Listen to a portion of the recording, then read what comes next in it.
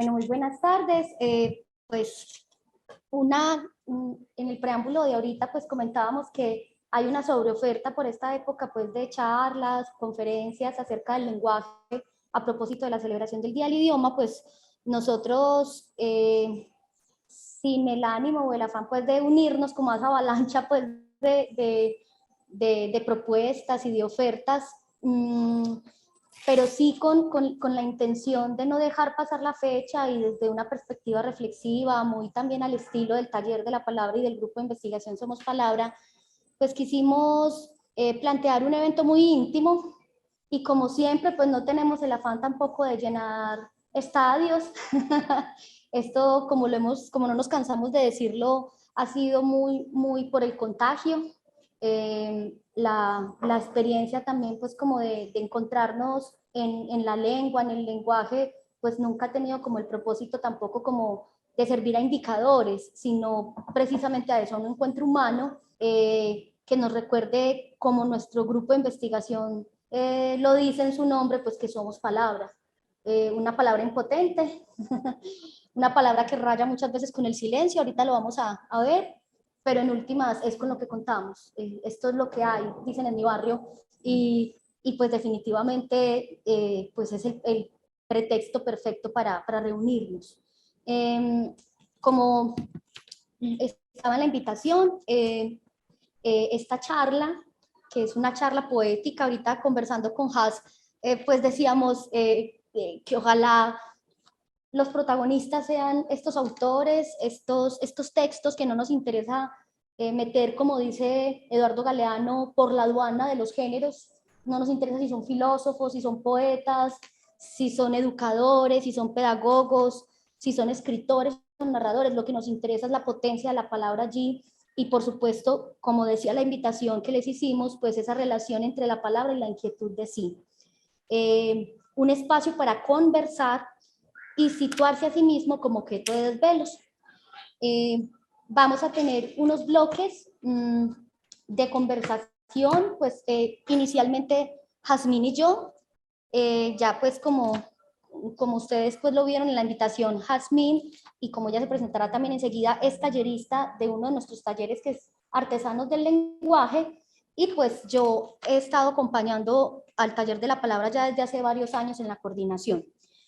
Tenemos el bloque, que como el primer bloque lo va a explicar, es un bloque de divagación, de rodeo, de una, digamos, pasión también con lo fragmentario, con lo inacabado. Pues así va a ser la charla, no vamos a tener ni introducción, desarrollo y conclusiones. Entonces, en cada bloque vamos a arrancar, Has y yo, conversando, leyendo un poco algunos autores, autoras, pensando en voz alta, divagando en voz alta. Pues esto hace parte de nuestro seminario de práctica y de nuestra línea de investigación en la práctica del trabajo de grado, que tiene que ver precisamente con la inquietud de sí, con el cuidado de sí, de los otros, con la palabra. Y posteriormente queremos pues dar la palabra, ¿cierto?, a quien quiera, a partir de esas provocaciones que generamos en el bloque, pues que pueda también divagar, que se pueda pues decir lo que se quiera. Y también, por supuesto, se vale, como siempre, callar. Entonces, empezamos con el primer bloque. Voy a poner gafas ya. Bueno, Has, preséntate. Bueno, buenas tardes para todos, para todas, para los participantes que tenemos a través de la videoconferencia. Mi nombre es Jazmín Arroyave. Orgullosa y felizmente soy tallerista del Taller de la Palabra en Artesanos del Lenguaje. Justamente como decía la profe Nancy, en este conversar nos vamos a fijar mucho en esta metáfora del tejido, cómo textere se vincula con el texto. Y no tenemos pretensión de llegar a una conclusión exacta, una verdad absoluta, porque sabemos que no hay una verdad, sino que hay verdades que cada sujeto se va haciendo precisamente desde su forma de narrar el mundo y de narrarse a sí mismo. Entonces no vamos a dejar que precisamente los textos, la palabra y el silencio sean los que nos ayuden a dar esas primeras puntaditas de esta charla poética. Bueno, y precisamente, pues inspiradas en esta metáfora, no vamos a hablar entonces de bloques, hablemos de hilos. Un primer hilo que queremos proponerles es una puntada, muy bien, la palabra, el rodeo, la divagación. Y yo quiero arrancar contándoles, bienvenido, adelante, quiero arrancar contándoles que hace poco evalué un texto de candidatura doctoral de la Universidad Pedagógica Nacional. El estudiante, el candidato ya, Alex Silgado, titula pues su trabajo de investigación Divagaciones de un maestro a pie. Cuando uno evalúa estos trabajos uno aprende mucho, o sea, a veces se cree que el que evalúa un trabajo sabe mucho y por eso lo eligen para evaluar un trabajo, pero mentiras que eso no es cierto. Uno aprende leyendo esos trabajos y aprende no solamente en el contenido, sino también en la forma en la que estos trabajos están construidos. Y desde el título Divagaciones de un maestro a pie, pues yo ya me sentí conectada, porque estamos en una academia tecnocientífica que le teme y que le rehúye al rodeo, a la divagación. Todo debe ser preciso, concreto, hay que ir por el camino más rápido, ¿cierto? Porque se tiene una idea del lenguaje como algo que representa la realidad y en esa representación no puede irse por las ramas, sino que tiene que ir a la fija, ¿cierto? Entonces nos dicen cuando presentamos los trabajos de pregrado, de posgrado, cuando escribimos nuestros artículos científicos, nos dicen hay que ser claros y hay que ser directos. Bueno, entonces, ¿qué tal pensar también en una palabra en la academia, en esta que vivimos? Una palabra que se detiene. Y aquí recuerdo mucho también el trabajo de doctorado y la investigación de la profesora Rudolph Piss que nos acompaña hoy. ¿Y qué pasa si la palabra detiene? Si en vez de acelerar, si en vez de ir al objeto, la palabra lo que hace es detenernos, porque nos devuelve a nosotros, ¿cierto? Porque no solamente hay objetos, sino que también pues hay preguntas por los sujetos pues que somos y que dejamos de ser también precisamente en ese acontecimiento que es la palabra. Entonces leyendo este trabajo de candidatura, pues pensaba y me esperanzaba también en una palabra en nuestro espacio que nos permita no solo comunicarnos, ¿cierto? Que no solo cumpla esa función instrumental de la comunicación, sino que nos permita lo que conversábamos en estos días, Has, vernos, ¿cierto? Y nos vemos en espejos, pues que no son necesariamente espejos que reproduzcan exactamente o que reflejen exactamente nuestra imagen. A veces esos espejos están rotos o están brumosos o son espejos, lentes de aumento.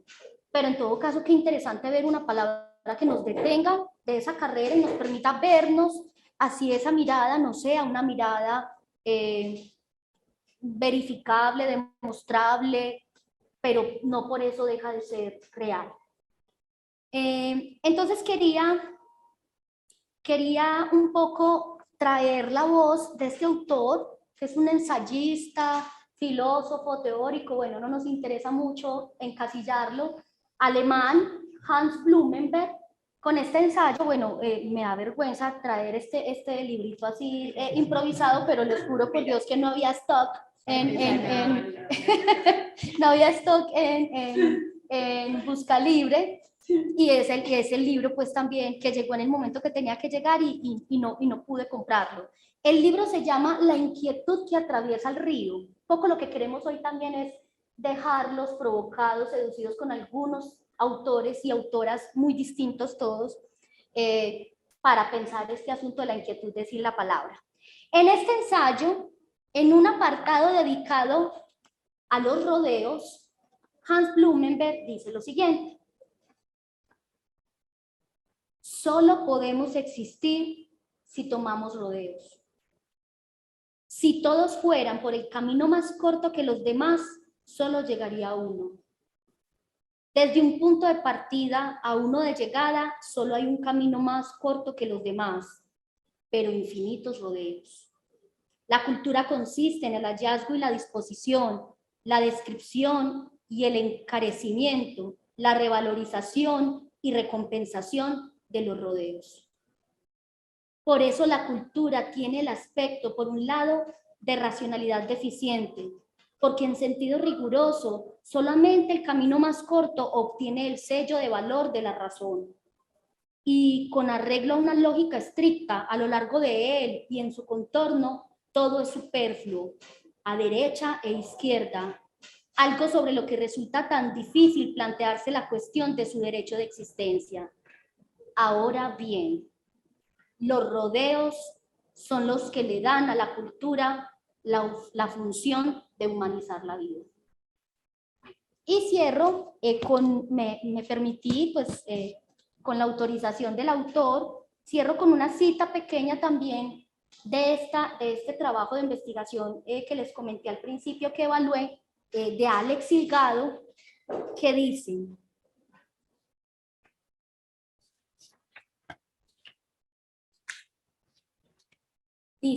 un desplazar la mirada, pero no para dirigirse hacia una tierra prometida, ni para ver ningún más allá, sino para ver de un modo distinto, en el que podamos advertir y apreciar lo visible, lo evidente y ser transformados. Alex Silgado. Es una tesis pues, de nivel doctoral, interesante y esperanzador, ¿cierto? Que haya también otras posibilidades, no solamente en el contenido, sino también en la forma, o precisamente en el contenido, porque están en la forma de ver la palabra en un ámbito universitario. Bueno, Has, compañeras, compañeros, ¿quién quisiera conversar a partir de esta primera puntada, la palabra, el rodeo, la divagación? ¿Quién quiere divagar? Pensaba ahorita, Nan, cuando hablabas de la palabra, el rodeo y la divagación, y siguiendo esta metáfora del tejido, en que ese rodeo sucede también cuando se forma un nudo que nos lleva a detenernos y a revisar cómo estábamos tejiendo y por qué se formó ese nudo, cómo es necesario también a veces destejer esa acción que tenía Penélope, de tejer y destejer cada noche el tejido, para volver así, que es lo que nos lleva justamente al segundo bloque, no sin antes darle la palabra para conversar sobre eso de la palabra, el rodeo y la divagación. ¿Cómo sienten ustedes esa palabra, ese rodeo, esa divagación? O si alguien de pronto de las personas que están conectadas quisiera para pedir la palabra y así pues poderle abrir el micrófono. Pues, sobre esa palabra en particular, lo que hablas de... sobre lo que hablas de modo de divagación, yo creo que también se podría metaforizar, y es en la vida misma, en la historia que, por así decirlo, nosotros mismos escribimos. Tomémoslo como, por ejemplo, un ejemplo mundano. ¿Cuántas veces en nuestro transcurso hacia la universidad no tomamos otras rutas, no conocemos otras personas, nos quedamos divagando incluso en los tiempos de descanso? Puede ser por diversos motivos, pero ahí la acción está, la acción de tomar otras alternativas, de pensar por un momento en lo banal y alejarse de lo académico, de las cosas centralizadas. No necesariamente está en la misma línea de sentido, sino que considerar otras distintas. Sí, es cierto. Y pues no hay pensamiento también sin divagación y sin rodeo. Y se necesita también ese espacio de reposo. Las abuelas son muy sabias en eso, ¿cierto? Acabo de hervir la sopa y no la sirvamos todavía, dejemos que repose. Y ese reposar es otra relación con el tiempo, ¿cierto? No sé, ¿quién más? Bueno, yo voy a aprovechar. Ven por acá, Sandra, para que no estemos tan lejos. Sí, para que nos veamos los rostros. Que hablando de la divagación y el reposo, pues estaba divagando, porque siento que si bien es cierto que es necesario ese estado de pausa, que es muy difícil encontrarlo. Yo ayer estaba aquí en la U y tenía como 15 minutos para almorzar y casi me atraganté con la coca del almuerzo. Y cuando terminé, como que me di un momento para respirar y pensar, pues porque corro, porque no me doy un momento. Y dije, porque darme un momento de pronto, o sea, perderme de otra cosa. De pronto si me demoro más comiendo, llego tarde a la otra clase, me pierdo de lo que empezó.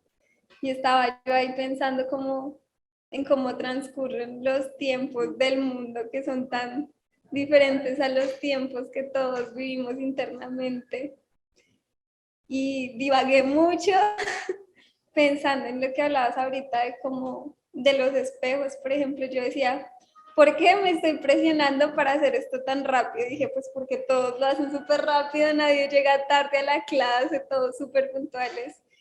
Y que a veces también en esos espejos de los que hay similitudes y diferencias y hay comparaciones, encontrar un reposo en nuestra propia palabra o en la palabra de lo que no habla, como yo estaba sentada en artes y ahí, pues ahí no, había mucha gente alrededor, pero había mucho silencio y un arbolito ahí.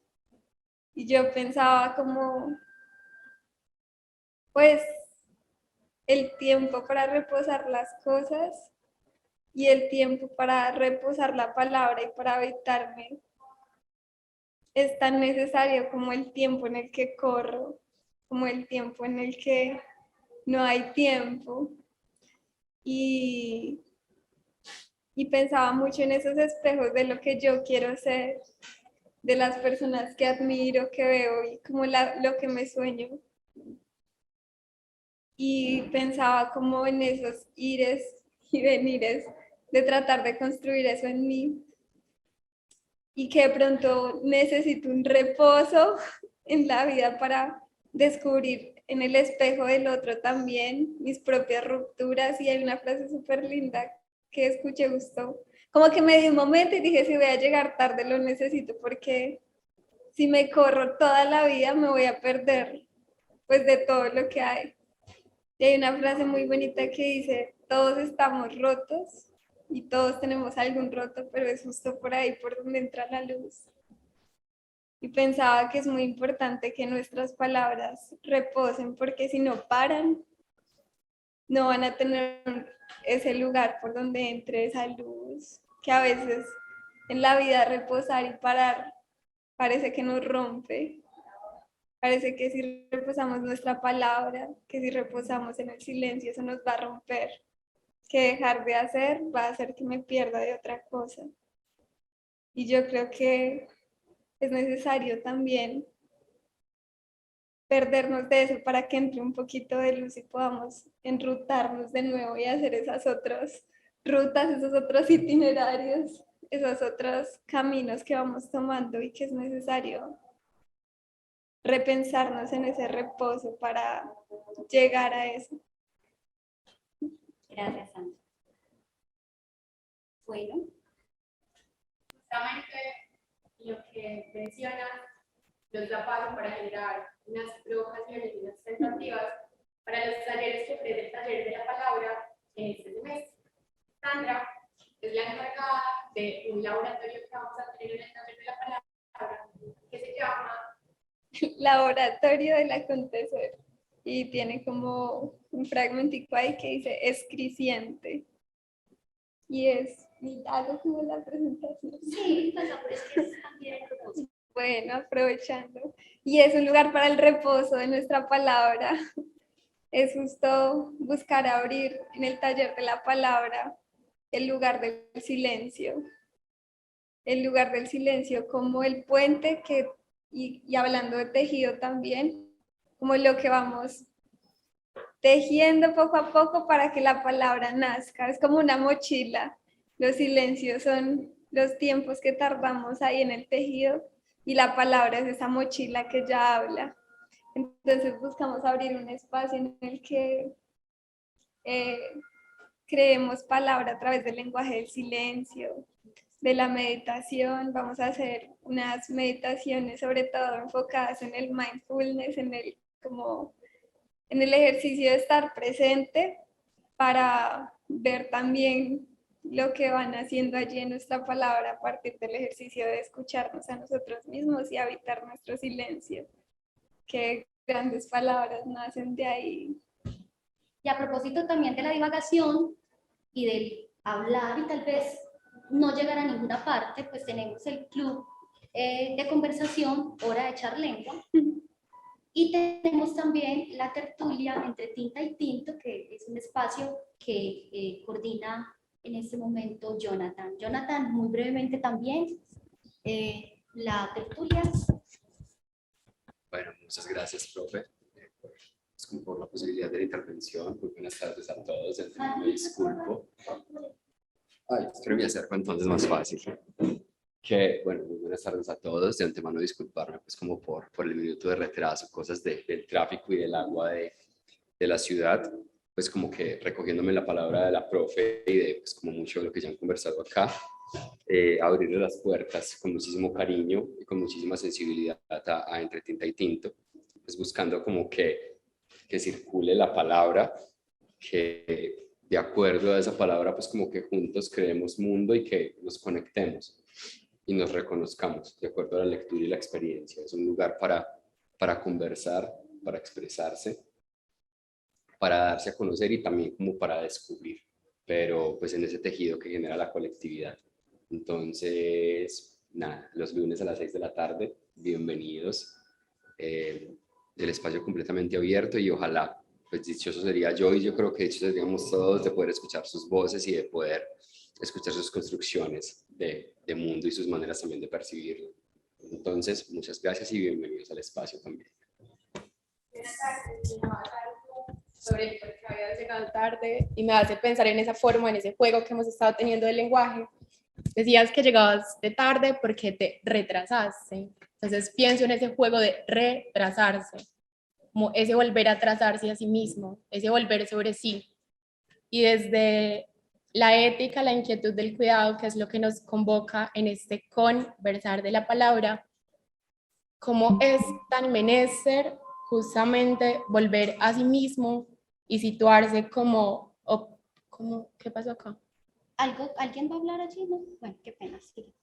Y situarse a sí mismo como sujeto de desvelos, que seamos nosotros nuestro propio sujeto de desvelo, que vamos a ese descubrimiento de sí, que muchas veces desde la sociedad se ha nombrado como un acto de egoísmo, pero ya con este segundo bloque vamos a ver la necesidad, la importancia justamente de habitar esa dualidad del silencio, de volver así. Y Darío Jaramillo Agudelo, un poeta santarrosano, lo menciona desde la soledad y el amor. Entonces, en este momento les vamos a compartir el poema 13 de Darío Jaramillo Agudelo. Primero está la soledad, en las entrañas y en el centro del alma. Esta es la esencia, el dato básico, la única certeza, que solamente tu respiración te acompaña, que siempre bailarás con tu sombra, que esa tiniebla eres tú.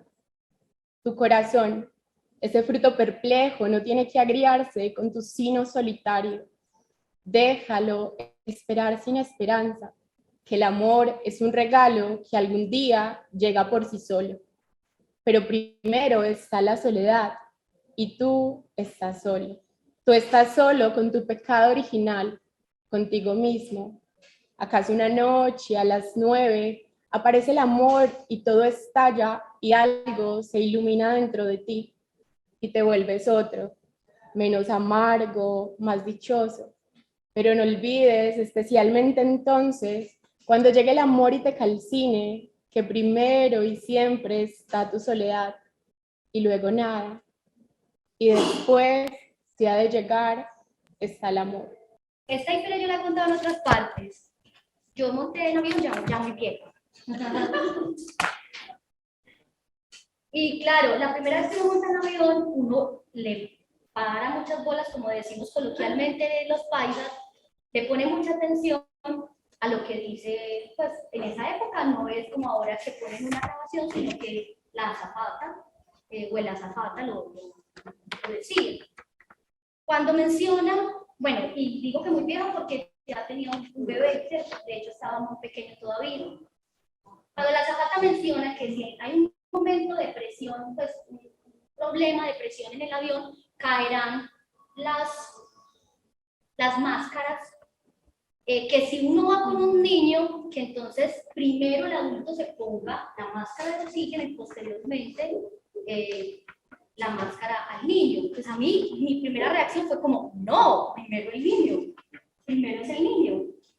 Porque primero, pues, si yo soy la madre, primero pienso en él.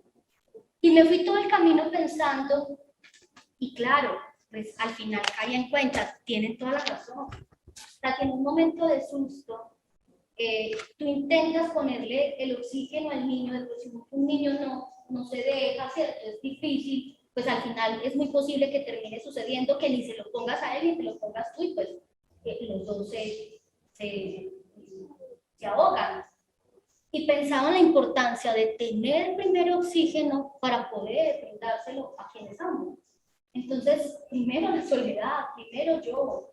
Y claro, desde cierta moralidad cristiana, pues nos han enseñado que cuidar de otros, ¿cierto? Que amar a otros es como una suerte de oposición a amarse a sí mismo.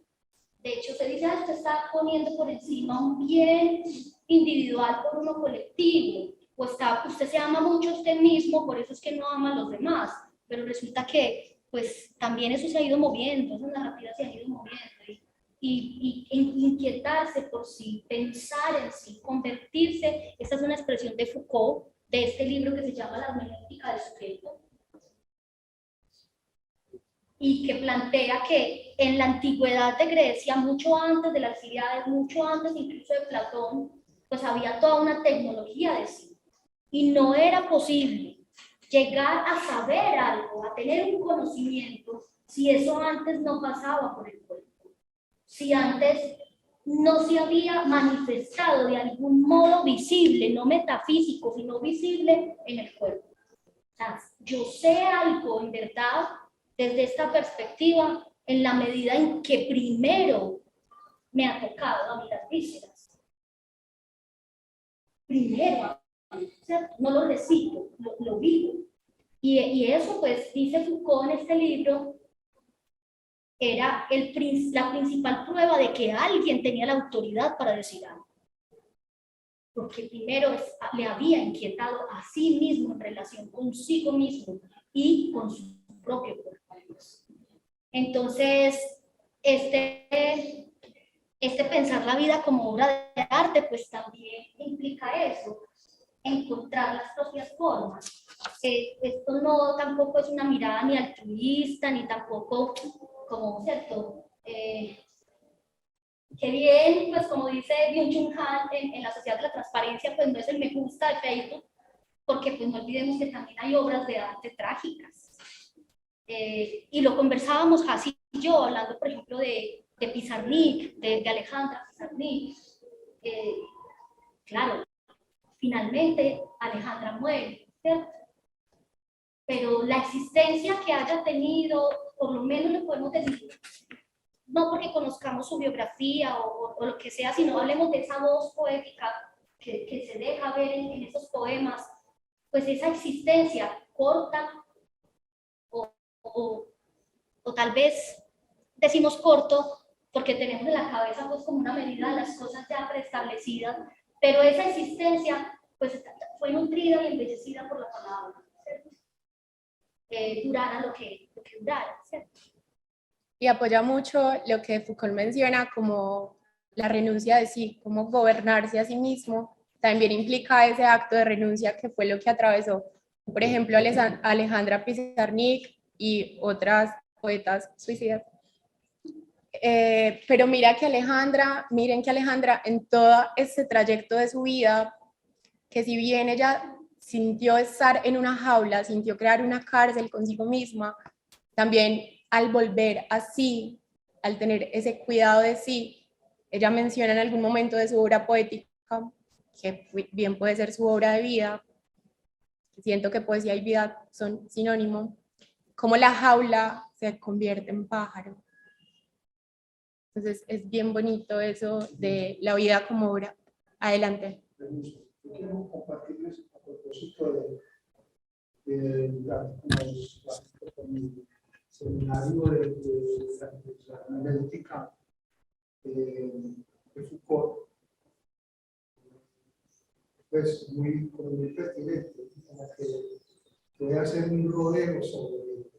¿Podría hablar un poquito más Sí. duro para que nos O escuchen? sea, quiero hacer un rodeo precisamente sobre esa experiencia literaria de ese tema que pusiste sobre la mesa del libro de Foucault, la hermenéutica del sujeto. Recientemente hice un pequeño ensayo muy breve sobre ese sentido, porque es un rodeo precisamente sobre esa experiencia que usted nos narra de cómo hacerse una realidad con la experiencia suya de ese sentido, una experiencia de realidad en otro sentido, con esto de uso de las mascarillas, que primero el sujeto, primero uno. O sea, uno está en primera instancia siendo atravesado por todo, ¿sí? En el seminario dictado por Michel Foucault en el Collège de France en 1982, llamado Hermenéutica del Sujeto, la pretensión era resignificar el oráculo de Sócrates del conócete a ti mismo, para volver su mirada a otro sentido, no ya como un ejercicio de introspección para revisar nuestros saberes acumulados, sino más bien como un conocimiento de la naturaleza física, mediante la práctica cultural, cultivo en el cuidado de sí. Pimelea y tú, pues quería como hacer ese rodeo sobre esa experiencia, de cómo ¿cómo es que le denomina? Esas prácticas de sí, esas prácticas, ese cuidado de sí, ese cuidado pasa es por esa travesía, precisamente que nos permitimos en el rodeo, en el merodeo, en el merodear, en el regodeo, incluso muchas veces. Me gustó mucho cuando traíste a Byung-Chul Han. Byung-Chul Han en un texto él habla de lo otro.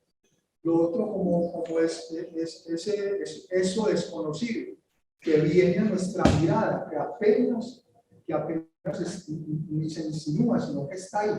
Pero es el sujeto el que tiene que hacer precisamente esa hermenéutica. Sí, el objeto, por el que la compartir con nosotros. Bueno, creo que varios de ustedes conocen a este autor, John Carmelik, no sé cómo se pronuncie, Joan Carles, bueno, él es catalán. La lectura como plegaria, ¿cierto? Volviendo al punto de que no nos interesa saber si esto es un libro sobre lectura, sobre educación, sobre pedagogía, o si es un poema, o si simplemente son los aforismos. El último se llama Telón. Dice así: existir, habitar en la prosa del mundo, aceptar que no hay principios absolutos que nos indiquen qué debemos hacer ni cuál es el camino correcto, porque no hay caminos, solo sendas que no conducen a ninguna parte.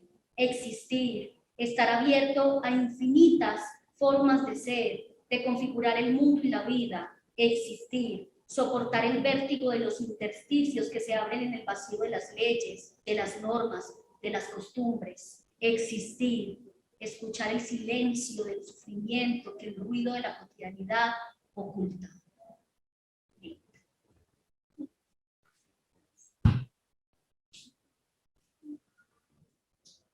Qué bonito como estaba leyendo, estaba dejando esas resonancias, apuntando precisamente a lo que decíamos en un inicio, de no querer llegar a una verdad absoluta, sino establecer diversas verdades.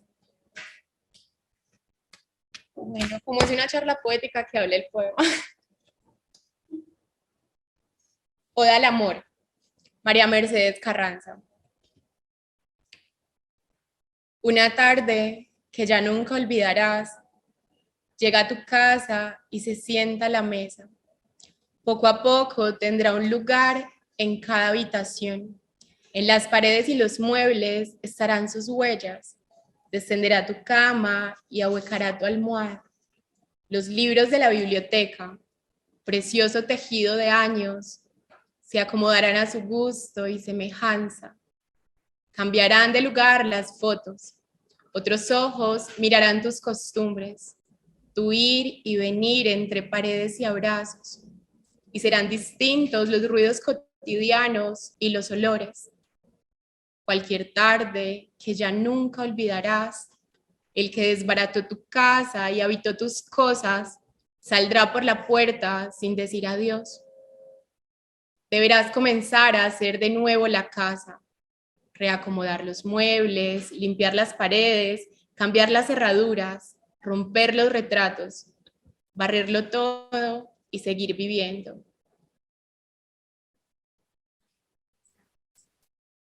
Bueno, recapitulemos un poco. Hablábamos de lo que se vaya, ¿cierto? De divagar, no estar en una parte, en una pregunta por sí mismo, una inquietud de sí que hace de la vida una obra de arte. Pero es que preguntarse por sí mismo, que no es tampoco preguntarse por el yo, es complicado, doloroso y la mayoría de las veces es un asunto muy etéreo que quisiéramos agarrar y la palabra es un intento de agarrarlo, pero como decía al inicio de esta conversación, pues la palabra de la que disponemos sigue siendo una palabra que ni siquiera, pues, porque imagínate que alguien tuviera la verdadera palabra, pues tendría el poder de decir la verdad sobre todo y pues mientras seamos humanos eso no va a ser posible. Entonces viene una tercera puntada que hemos llamado la palabra múltiple, fuga de la jaula de la identidad. La identidad es una jaula, o sea, todos tenemos aquí, la profesora Rudante la tiene que colgadita, es nuestra identidad. Además, tenemos un número, un documento de identidad, o sea, un número. La identidad es muy importante para este mundo, para este mundo actual capitalista, y bueno, podríamos ponerle un montón de apellidos más, dejémoslo ahí, dejémoslo otros, los apellidos. Pero en todo caso, es importante identificarse porque al identificarnos, pues estamos siendo visibles para los demás. A Nancy, la profesora. Jazmín, la tallerista. Pero ¿acaso Jazmín es solo tallerista o acaso Nancy es solo profesora? O sea, somos muchas cosas que no caben en una sola identidad. Y también la palabra como inquietud de sí, pues nos permite deshacernos, huir de esa jaula y devenir otros y otras. Devenir una cosa, por ejemplo. Devenir animal, como dicen crítica y clínica, Gilles Deleuze. Devenir molécula, dice también ahí Sollado. Devenir cosa, ¿cierto? Sí, sí, meterse en la tierra y devenir también eso, o como decía en esta película, recuérdenme por favor, los chicos de la palabra, Obra sin autor, ahí les quedamos leyendo el nombre del director, pues devenir fiel trigras. Y pues creo que la literatura sí que nos ha enseñado eso. Por aquí tenemos. Joseph Beuys era el que estaba diciendo. Obras sin autor. Fiel trigras, sí. Joseph Beuys, sí. la vida como arte. Sí. Joseph Beuys. Pero ese es el maestro, pues que es el nombre verdadero de uno de los personajes de esta obra. Y en la literatura encontramos a Fernando Pessoa, ¿cierto? Pues este es el maestro de la multiplicidad, de los heterónimos, de esa posibilidad de ser muchos, distintos y con una personalidad totalmente definida cada uno de ellos. Pues está Pessoa, pero también hay una autora que es muy, muy cercana al taller de la palabra, que es Clarice Lispector. Renunciar a una identidad o permitir que la identidad se apriete. Creo que es lo que le sucede al personaje de esta novela, La pasión según PH. Y quiero leerles parte del principio de esta novela, que yo creo que más de uno va a quedar cautivado porque es un inicio muy contundente. Pues de hecho, quisiera leer también el epígrafe.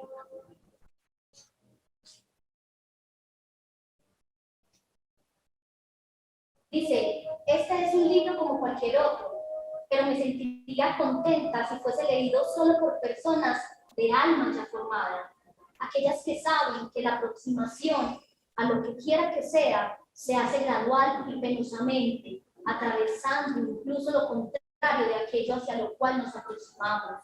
Aquellas personas, solo ellas entenderán muy lentamente que este libro nada le quita a nadie. A mí, por ejemplo, el personaje GH me ha dado poco a poco una alegría difícil, pero alegría difícil. Y aquí va entonces parte del inicio de esta novela. Dice, a propósito de esta puntada de jugarnos de la identidad que se vuelve cárcel, jaula.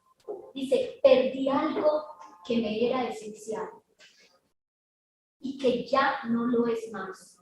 No me es necesario, como si hubiese perdido una tercera pierna que hasta entonces me imposibilitaba caminar, pero hacía de mí un trípode estable. Perdí esa tercera pierna y volví a ser una persona que nunca fui. Volví a tener lo que nunca tuve, solo 2 piernas. Sé que es solo con 2 piernas que puedo caminar, pero la ausencia inútil de la tercera me hace falta y me asusta. Era ella la que hacía de mí algo encontrable por mí misma y sin ni siquiera querer que buscarlo. Voy a repetir la última parte. Perdí esa tercera pierna y volví a ser una persona que nunca fui. Volví a tener lo que nunca tuve, solo 2 piernas. Sé que es solo con 2 piernas que puedo caminar, pero la ausencia inútil de la tercera me hace falta y me asusta. Era ella la que hacía de mí algo encontrable por mí misma y sin ni siquiera tener que buscar. Ahí les dejo esta cosita tan tesa. Y la misma autora, ahorita lo vamos a cotejar también con otro autor, en este libro que también es precioso, que se llama Un aprendizaje o el libro de los placeres, nos habla un personaje que se llama Lori, nos cuenta algo bien bonito y bien teso en relación precisamente con la duplicidad, de cómo devengo caballo en este caso, ¿cierto? Y con eso se agrieta esa imagen única de una sola mujer, de una sola persona en el mundo. Y dice así: existe un ser que vive dentro de mí como si fuese su propia casa, y lo es. Se trata de un caballo negro y lustroso, que a pesar de ser enteramente salvaje, ya que nunca vivió antes en nadie ni jamás le habían puesto riendas y montura, a pesar de ser enteramente salvaje, tiene por eso mismo una dulzura primaria de quien no tiene miedo. Come a veces de mi mano, su hocico es húmedo y fresco. Le beso el hocico. Cuando yo muera, el caballo negro quedará sin casa y va a sufrir mucho, a menos que elija otra casa y que esta otra casa no tenga miedo de eso, que es al mismo tiempo salvaje y suave. Aviso que no tiene nombre, basta llamarlo y se da con su nombre. O no, pero una vez llamado con dulzura y autoridad, él va. Si husmea y siente que un cuerpo casa está libre, trota sin ruido y va. Aviso también que no se le debe temer a su relinchado. Nos engañamos y pensamos que nosotros mismos estamos relinchando de placer o de cólera. Nos asustamos con el exceso de dulzura de lo que es esto por primera vez. Me lleva a pensar mucho en cómo cuando nos rehusamos a oír todo esto que también nos conforma, toda esta dualidad, nos estamos condenando de cierta forma a ese no ser, porque definirnos, por ejemplo, en este caso como coordinadora del taller de la palabra o como tallerista, entonces nos está condenando a no tener esas otras posibilidades de ser algo más, de poder ser otra cosa, o múltiples cosas. Bueno, otra vez Darío Jaramillo Agudelo, con el primer poema que da apertura al libro de poemas de amor. Ese otro que también me habita, ¿acaso propietario, invasor, quizás, o exiliado en este cuerpo ajeno o de ambos? Ese otro a quien temo e ignoro, felino o ángel. Ese otro que está solo de Zoom por siempre, YouTube y lo haremos usando la versión ave o demonio. Esa sombra de piedra que ha crecido en mi adentro y en mi afuera, eco o palabra. Esa voz que responde cuando me preguntan algo, el dueño de mi embrollo, el pesimista y el melancólico y el inmotivadamente alegre. Ese otro también te amo. En una entrevista que le hicieron a Mario Mendoza, le preguntaron por qué pensaba que la lectura y en general, la lectura literaria contribuía a la formación de un pensamiento democrático y social. Y Mario Mendoza contestó lo siguiente: porque nos permite ser muchos. En esa multiplicidad, en ese viaje por otras identidades, por otros seres distintos de países, de distintas creencias y de distintas clases sociales, se va formando una mente caleidoscópica que aprende a relativizar los puntos de vista personales. Ser otros, pensar como otros, sentir como otros, nos enseña alteridad, respeto por los puntos de vista ajenos. En este país, por ejemplo, no alcanzaremos la paz hasta que no seamos capaces de ponernos en el rol del otro.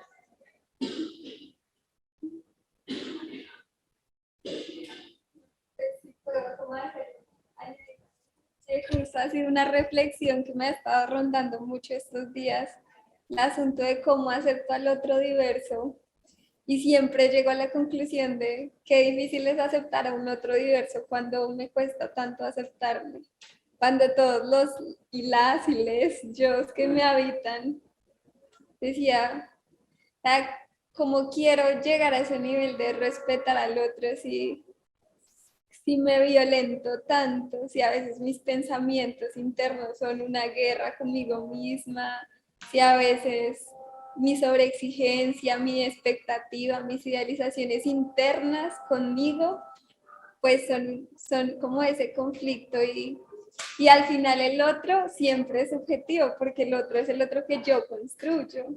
Yo miro al otro siempre desde el lente de quién soy yo, y como que importante aprender. O sea, como que si no nos permitimos ser múltiples y ser otros, va a ser muy difícil aceptar al otro, porque si no logro aceptar a todos los otros que me habitan a mí, y Mario Mendoza dice algo muy bonito y es que hay gente, como la importancia de dejarnos morir y dejar morir a los otros que somos y recibir los que nos van haciendo. Hay una frase que me gusta mucho y es: hay gente que se repite tanto en la vida que se parece mucho a sí misma y ya no son nada más. Y yo decía, pues ojalá nunca me parezca tanto a mí. Ojalá pueda ser tantas que también pueda ver todo lo que hay alrededor y en el otro. Y que esa multiplicidad y lo que hace obviamente la literatura y la palabra de los días que me es difícil habitarme, que mi silencio es muy ruidoso, igual y puedo habitar otros, igual y puedo darme la licencia por hoy de Sandra y permitirme ir a explorar los otros que otros han creado y que por un instante también pueden habitarme, y que cuando los termino digo, wow, esta frase de este libro me pudo cambiar la vida, esta conversación con esta persona como que no soy la misma antes y después, y que eso no es posible si no somos múltiples, porque si estamos muy llenos de nosotros, pues ya no cabe nada. Es bien bonito, porque eso da paso a un poema que no sabíamos en qué momento del hilar podía encajar. Y también reconocemos que muchas veces nosotros no tenemos todo el poderío de esa aguja que tenemos. Entonces debemos ceder ese tejido porque las manos ya están muy cansadas o porque simplemente también a la vez que somos tejedores, también somos aprendices y aprendemos del otro y de lo otro y de todos esos otros que nos habitan. Entonces, en Canción de la Vida Profunda de Porfirio Barbajakov, que tiene un epígrafe de Michel de Montaigne, el epígrafe: el hombre es cosa vana, variable y ondeante.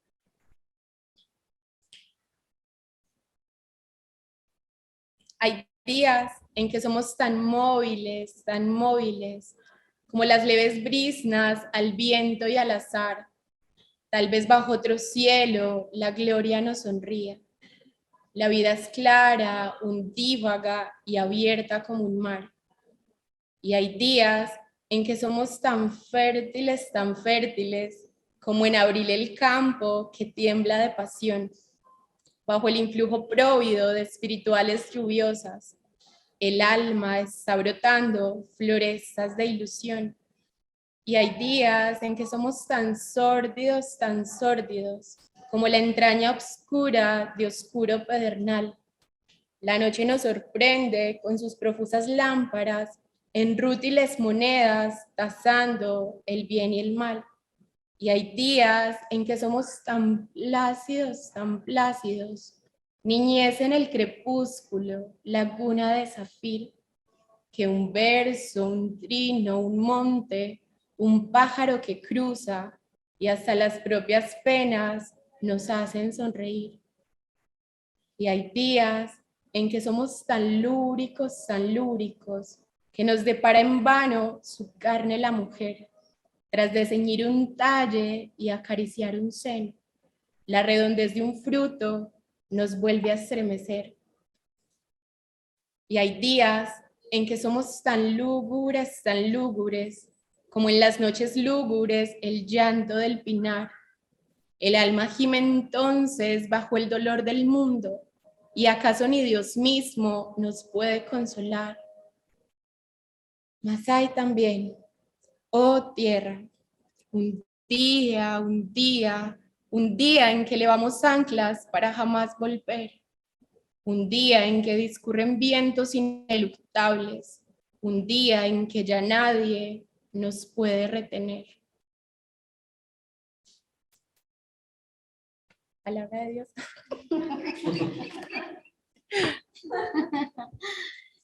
Bueno, la última puntada es el silencio.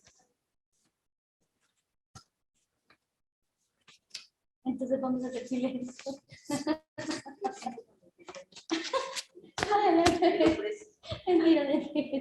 Pero es que del silencio, la palabra surge precisamente de esa importancia del silencio.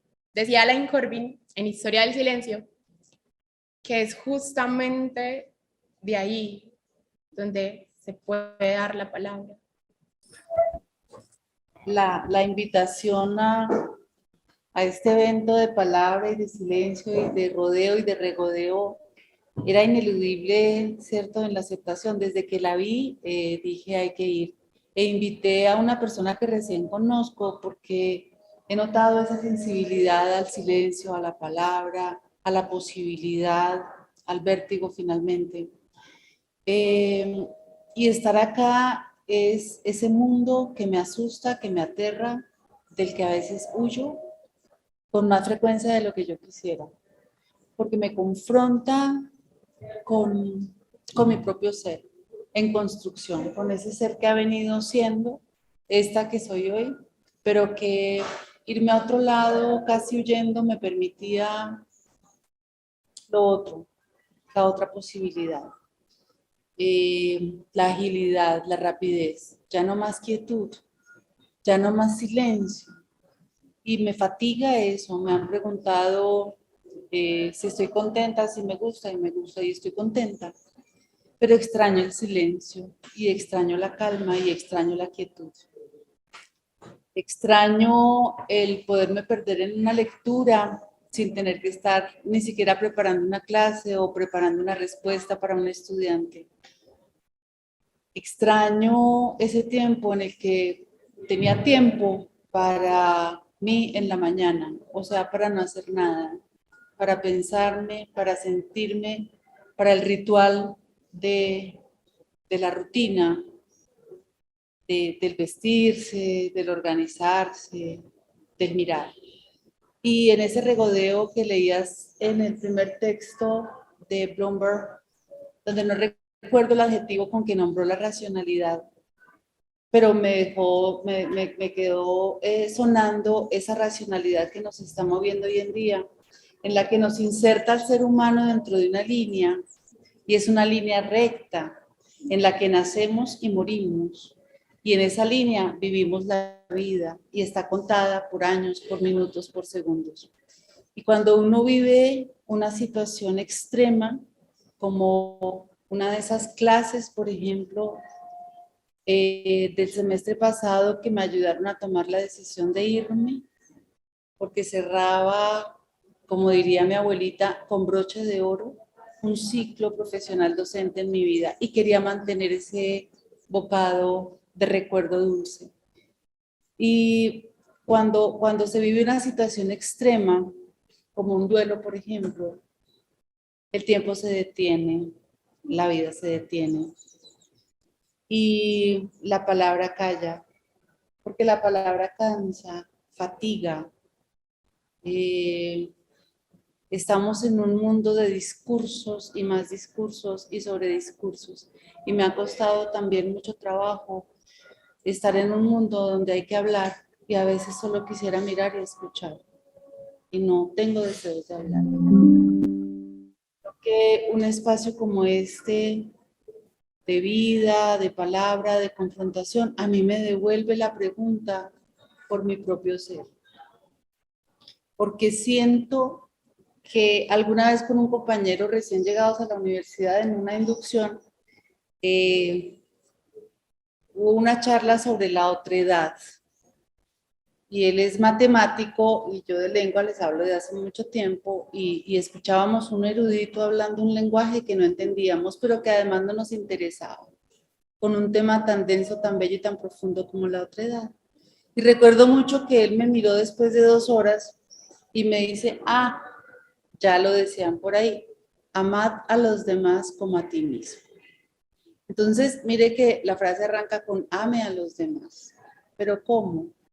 Como me estoy amando a mí mismo. Así primero estoy yo en ese amor que se vuelve hacia los demás. Y creo que el ritual de las flores, de la comida, del mantel, de la palabra, de los libros, me devuelve a eso, ¿no? Al silencio, a la quietud, a la profundidad de lo que uno es capaz y a la posibilidad de vivir varias vidas breves. Siento que en este espacio de vida que me estoy dando, estoy viviendo otra vida breve. Estoy probando de mí otras cosas agradables y desagradables. Y no me queda más que gratitud por este tiempo. Qué pena que les di la espalda, pero era para... Yo quisiera compartirles algo que está en este libro, que es un libro que publicamos en mi grupo de investigación en el 2014, que se llama Escritura del Devenir. Como está aquí pues seleccionado, no lo voy a leer directamente del libro, sino de la impresión. Cuando descubrimos todo lo banal, todo lo débil, todo lo efímero que hay en nosotros, el mundo se nos hace un ruido insoportable frente al que es necesario imponer silencio. Es en ese silencio en lo que encontramos la diferencia con el mundo. Parafraseando a Barthes o a Barthes. Será entonces esa la frágil y silente forma en que el error nos ayuda. la pasión de la diferencia llevada hasta la indiferencia, que no se queda en su igualdad definitiva? Quizá. En todo caso, nunca será un asunto dictaminado por el deber ser. Y si de esta experiencia deviene alguna comprensión, siempre será una comprensión, como dice Blanchot, impotente, que más acá del tiempo anuncia siempre el comienzo. Está acá en Escritura del Devenir. ¿Quién lo escribió? Bueno, tenemos un comentario en sala de María. María dice que en el divagar de la palabra es preciso dejarla tejer quizá en la cavidad oral al calor del vaho que exhala el alma para aliviar la desazón, las pasiones y emociones que nos produce el acontecer de la vida. Esto conversa mucho con todo eso de la ética del cuidado de sí, de tomarse a uno mismo como objeto de desvelos, y ya situándonos en esta parte artesanal, ser artesanos de nuestra propia alma. Soy situada en el bloque en el que estamos en el silencio. Pero bueno, abrimos la palabra. Muchas gracias a ti, Lorena. Creo que la profe Nancy y yo somos muy amigas cercanas más desde el que desde la palabra. Ella y yo somos absolutamente distintas, no distantes, pero muy distintas en muchísimos sentidos. Y parte de la palabra que pronunciábamos y nos unía era el ¿me entiendes? O sea, estábamos diciéndonos algo y solamente era el ¿me entiendes? Y nos quedábamos mirándonos, sé que me entiendes. Porque las palabras no podían abarcar, no podían abrazar eso que nosotras queríamos compartir. Y es en ese silencio de aquello que no se dice que nosotras lográbamos como movernos en una sensación de vida y de muerte y de dolor y de angustia, de familia, de ser mamás, de ser mujeres. Y es el silencio de... Usted más que yo. Usted más que yo. Es eso, es el silencio. Y a veces uno escucha tantas palabras que perfectamente pudiera haber un silencio mucho más, no quiero decir productivo, pero por lo menos elocuente. Yo, por ejemplo, no comprendía mucho porque las personas utilizaban la expresión inefable. Me decían chillona y me molestaba. Yo, pero ¿por qué? No conversaba precisamente con ese término hasta que me situé en algo que no pude nombrar con palabras. Y supe que existía lo inefable y que se siente lo inefable cuando precisamente, citando a Cortázar, las palabras nunca alcanzan, cuando lo que hay que decir desborda el alma. Quisiera como agradecer el espacio, pues, porque como que resignificó mucho la palabra justamente. Digamos que yo vengo pues como de historia, entonces digamos que uno mira la palabra de manera un poco distante, ¿cierto? Como que pensaba mucho cuando hablaban al comienzo de las verdades que se han puesto en un concepto que es como hegemonía. Hay mucho por decir ahí. Pero como que sí hay palabras y formas de expresar la palabra se han terminado como muy hegemónicas. También como digamos dentro de los espacios universitarios y académicos. Entonces como verlo desde una manera más íntima, pues como que lo resignificó mucho y no, me cambia mucho, digamos, la forma de sentir. Pues entonces en ese sentido como agradecer, pues como por todo lo que nos ha compartido. Quedo muy, muy asombrado y llamo agradecimiento.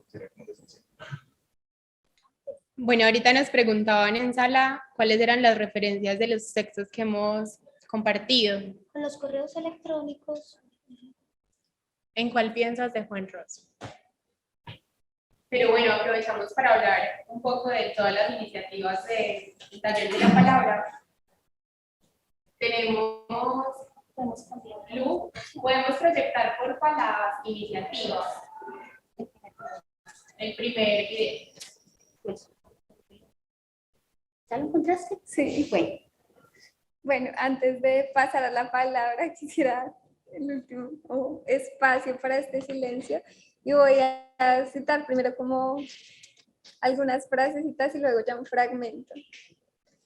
Y luego de leerlas voy a dar un momento para que también el silencio exista en ellas. No había que buscar en el silencio, sino en el silencio mismo.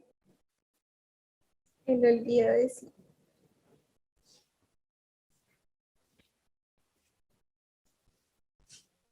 El silencio no es la ausencia de ruido, sino la ausencia de ego. Javier Meloni. Y ahora sí el fragmento.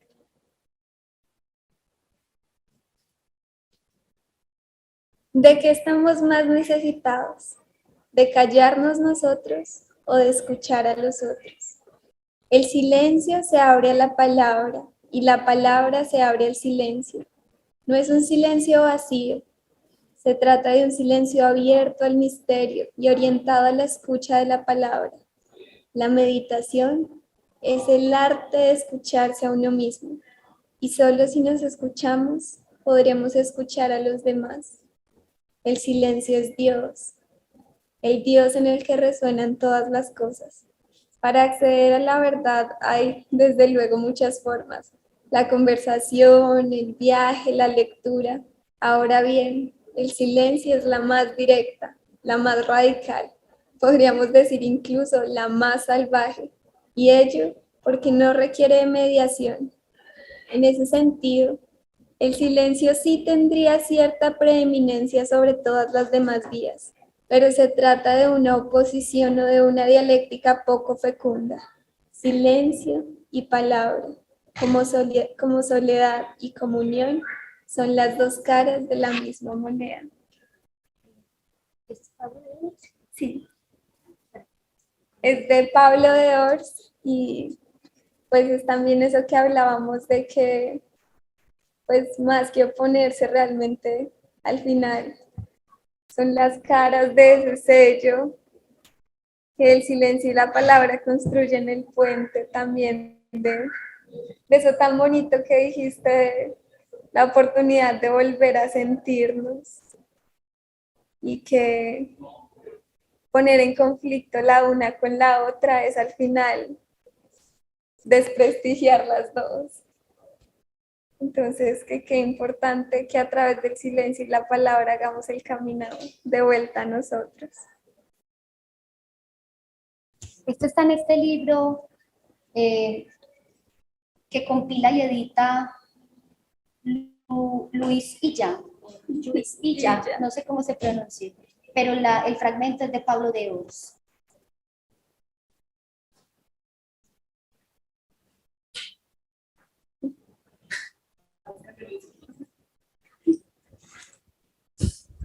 No, yo no voy a leer nada. ¿No? No, es que estoy desgastando mis cepillos ahí.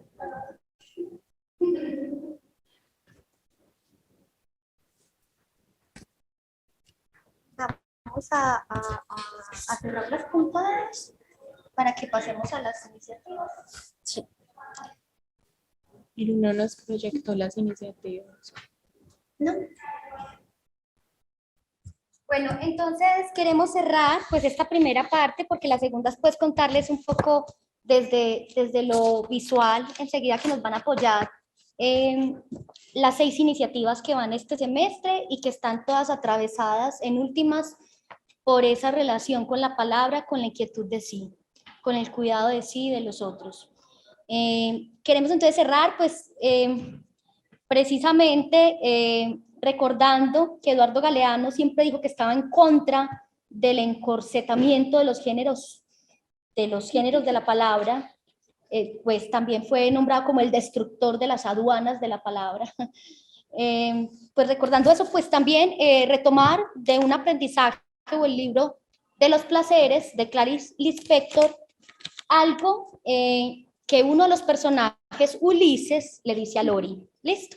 Entonces Ulises dice: siento un placer enorme en pensar. Lori, lee este poema y entendé. Sacó del bolsillo un papel arrugado. Escribo poesía no porque sea poeta, sino para ejercitar el alma. Es el ejercicio más profundo del hombre. En general, el resultado es incongruente y es raro que tenga un tema. Es más una investigación de modo de pensar. Ella leyó el poema, no entendió nada y le entregó la hoja de papel de vuelta en silencio. Si algún día vuelvo a escribir ensayos, voy a aspirar a lo máximo, y lo máximo deberá ser pronunciado con la matemática perfección de la música, transpuesta para el profundo arrebatamiento de un pensamiento-sentimiento. No exactamente transpuesta, pues el proceso es el mismo, solo que para la música y para las palabras se utilizan instrumentos diferentes. Tiene que haber un modo de llegar a eso. Mis poemas no son poéticos, pero mis ensayos son largos poemas en prosa, donde ejercito al máximo mi capacidad de pensar y de intuir. Nosotros los que escribimos tenemos en la palabra humana, escrita o hablada, grandes misterios que no quiero develar con mi raciocinio, que es frío. Tengo que evitar indagar en el misterio para no traicionar el milagro. El que escribe o pinta o enseña o baila o hace cálculos de matemática, hace milagros todos los días. El que escribe, repito, el que escribe o pinta o enseña o baila o hace cálculos de matemática, hace milagros todos los días. Es una gran aventura y exige mucho valor y devoción y mucha humildad. Mi fuerte no es la humildad en vivir, pero al escribir soy fatalmente humilde. Esto lo dice Ulises, un personaje de esta novela, Un aprendizaje, o el libro de los placeres de Clarice Lispector. Bueno, ya en la parte final de esta charla poética, queremos generar una tentativa a los talleres del taller de la palabra. Lu, ¿nos puedes colaborar, porfa, proyectando las otras diapositivas? Sí, claro, espera. Muchas gracias. Pero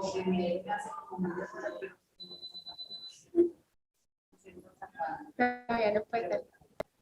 Todavía no puede ser. No, ya Mentira, prácticamente terminamos. pasamos a temas un poco más prosaicos en que estaban fuera. Nancy, muchas gracias. Abril, Sandra, compañeros, muchísimas gracias. A ti, querida.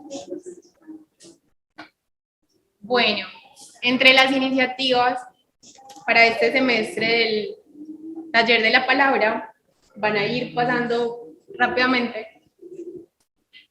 Tenemos...